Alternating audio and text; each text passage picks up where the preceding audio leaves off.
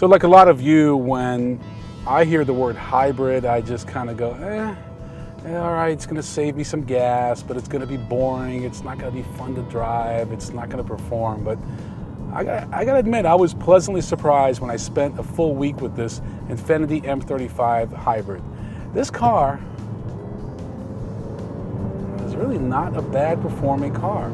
And even though it's got that CVT transmission, which I can't stand, I gotta tell you, Infiniti and Nissan in general, they're tuning these things better and better and better.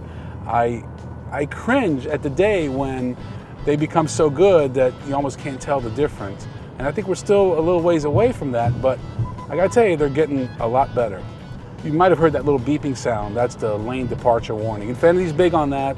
They want to, lane keep assist, lane departure warning, everything about keeping you in the car, keeping you in your seat, everything. Get your hands on the steering wheel. That doesn't do that. But my point is that they are very concerned with, safety, and that's important, because when you spend $60,000, $70,000 on a car, safety is important. Another thing that's important when you're buying a hybrid, fuel economy. So 32 highway, 27 city. You know what? And those are real numbers, because that's about what I've been averaging. Infiniti's always done a great job with technology. They've always had a top of the class navigation system. It's very easy to control. It's both a touch screen, and you can use this control they call the flower.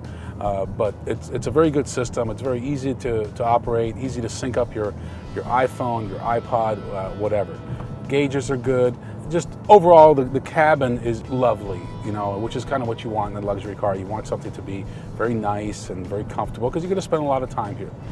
So it really comes down to competitors, and you have about $65,000 to spend. You want to buy something that's not a traditional gasoline engine. So it really comes down to this car, the Lexus GS, or the Mercedes E-Class diesel.